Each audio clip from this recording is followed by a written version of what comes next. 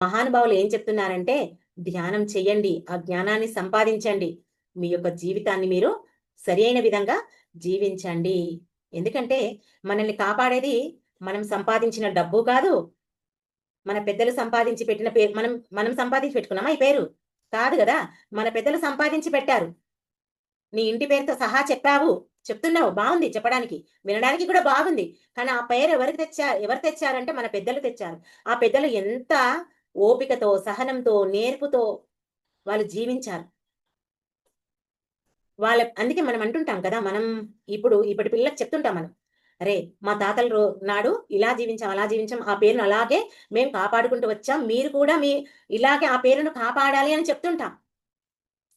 ఇది ప్రాపంచిక జీవితంలో. కానీ ఇక్కడ మనల్ని కాపాడేది మనం సంపాదించిన డబ్బు కాదు, గౌరవము కాదు, మనం చెప్పేటటువంటి ఈ పాండిత్యము కాదు.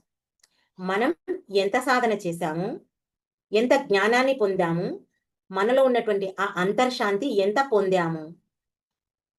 చెప్తున్నాం బయటికి ఎన్నో, కానీ లోపల నువ్వు ఎంత శాంతిగా ఉన్నావు. ఎవరు చెప్పినా చెప్పకపోయినా ఎవరిది వాళ్ళకు అర్థమవుతుంది కదా! అనుభవాలొచ్చాయా? రాలేదా? అది నీది నీకే తెలుస్తుంది.